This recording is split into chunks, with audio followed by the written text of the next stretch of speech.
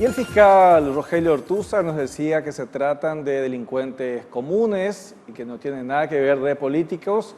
Fátima Garay, una de las periodistas invitadas, nos decía que justamente la pobreza que afecta a la zona de Concepción y San Pedro es lo que germina, lo que permite que germine cada vez más este grupo delictivo. Tema que estamos tratando aquí en Tribuna Pública por la TV Pública Paraguay. María Luisa Ferreira. El senador Benítez también coincide con nuestros anteriores invitados diciendo que son delincuentes comunes que solo buscan recaudar y que están protegidos bajo una sombrilla de lucha ideológica. Y decía también sobre el tema del estado de excepción, senador, de que es innecesario, o sea, no es el método para combatir. Recordarán ustedes, Fátima, Alejandro, Víctor, más de una vez habrán estado varias veces, de hecho que cuando se hacían las visitas a los militares, bueno, igualmente sucedían hechos delictivos y de todo tipo, o sea, que no es la solución, efectivamente.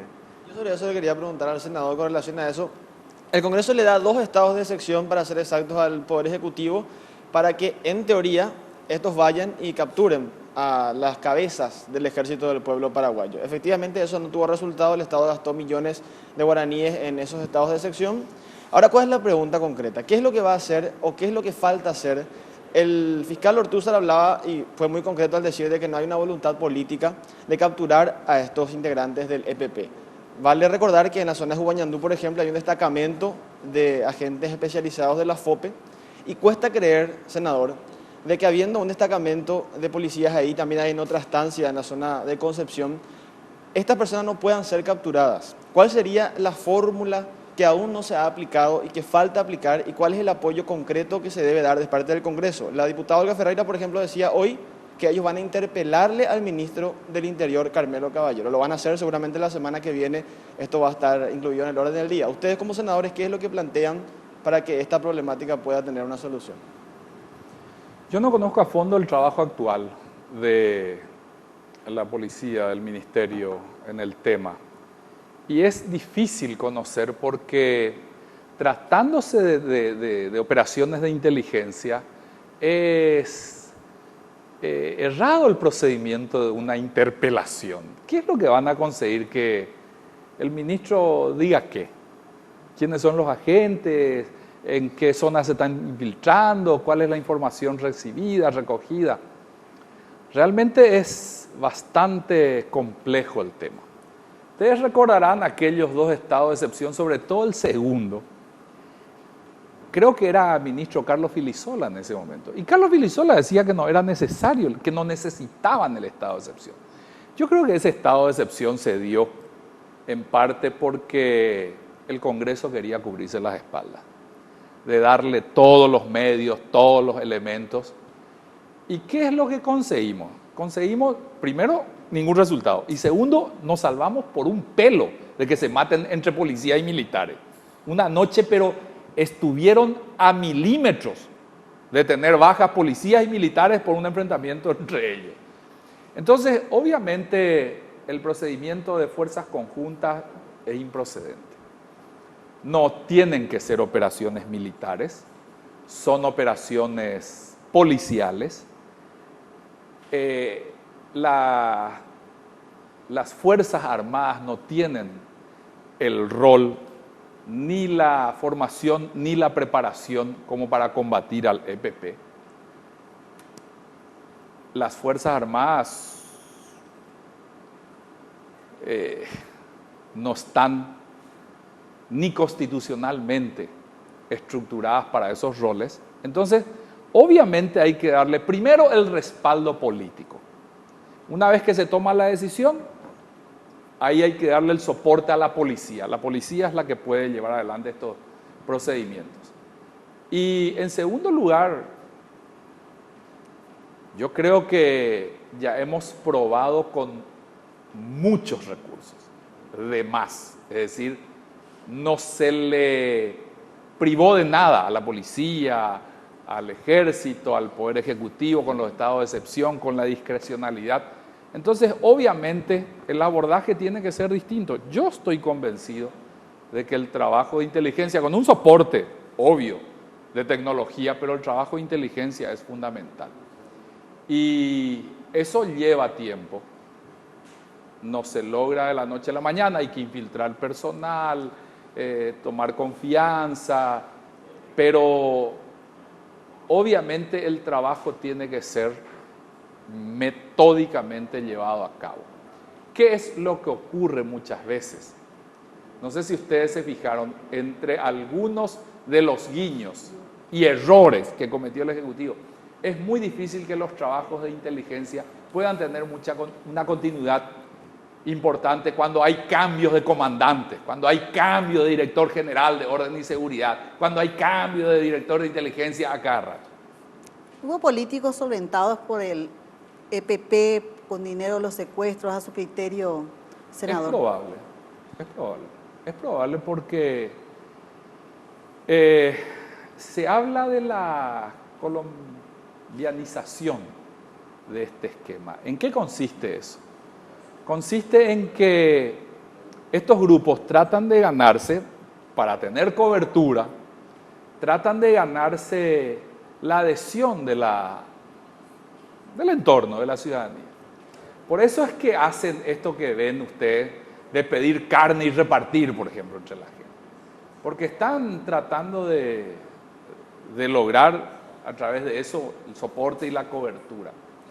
Entonces, aparte de hacer eso, de ganarse el respaldo, de ganarse la simpatía, de convencerle a su gente, a la gente del lugar, de que su lucha es política, que luchan precisamente por las reivindicaciones postergadas de esa gente, otro de los pasos es tratar de, a través de la carne o de otras acciones, construir escuelas, iglesias, clubes deportivos, tratar de infiltrarse en la sociedad. Y obviamente que también la política es un objetivo esencial, para darles cobertura, para darles... Eso ocurre en toda Latinoamérica. Esos pasos se han repetido permanentemente. Entonces, no nos tiene que sorprender que dentro de su manual de procedimiento esté también conseguir a alguien que les responda, si no es de ellos mismos, a quién solventar para que en algún cargo importante pueda darles cobertura. Es perfectamente lógico. ¿Qué dice Ana Sáez en el marco jurídico? Habló usted, senador, de que los militares no tienen nada que hacer acá. Lastimosamente no hay representantes de defensa. Ellos también tienen su punto de vista y hablan de una creciente corrupción en el seno de la institución policial y que ellos tendrían, a criterio de ellos, más moral para combatir en algunos campos. Y la ley 1337, dicen algunos militares, les ata de pies y manos a los militares para actuar, que ellos también tienen su sistema de inteligencia para actuar en este campo. ¿Qué nos dice Ana? Sí, bueno, justamente a medida que vamos tocando y profundizando este tema, vamos viendo la complejidad que significa, no solamente a nivel legal, sino también a nivel político y social. Ahora bien, tenemos que entender que, si, como decía hace un rato también nuestro fiscal antisecuestro que participó, tenemos muy claro que la Constitución establece los roles y que como sociedad tenemos el compromiso de definirnos qué país queremos a través de nuestra norma máxima.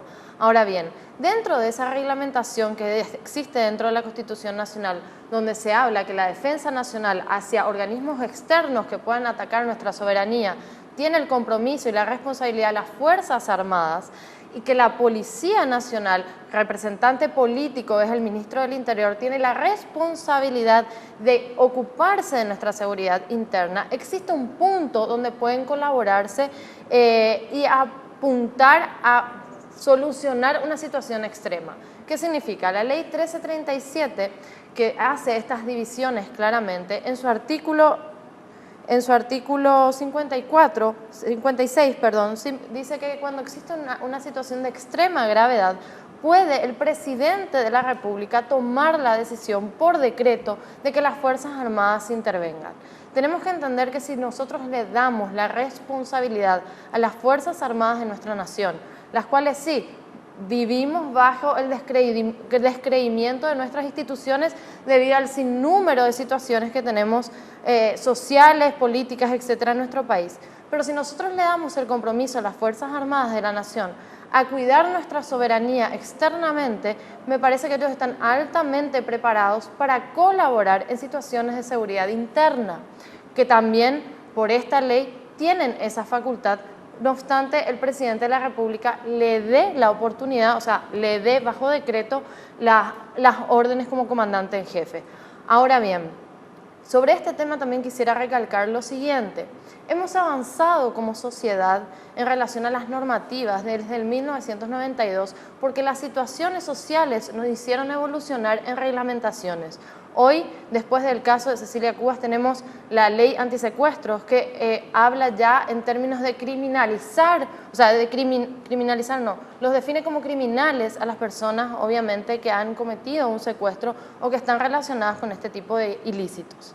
Entonces, finalmente, tenemos que entender que las personas que están marcadas por acciones fuera del Estado de Derecho deben ser tratadas como personas que no cumplen con la ley, no están interesados en cumplir con la ley, por tanto son criminales. En este caso, por las penas que ellos, por las acciones que ellos han cometido, no son simples criminales o delincuentes comunes, son criminales especializados de los cuales necesitamos la absoluta voluntad política y social y normativa para salir adelante de este cuadro. Bien, duro el análisis, criminales, pero es la realidad, criminales por lo que fueron cometiendo, María Luisa. Así es, y vamos a ver también en el próximo bloque, César, tras una ronda final de preguntas de nuestros panelistas, qué está diciendo la gente, cómo está opinando a través de las redes sociales, ya que es un tema que genera interés más aún en el interior del país. Ya volvemos.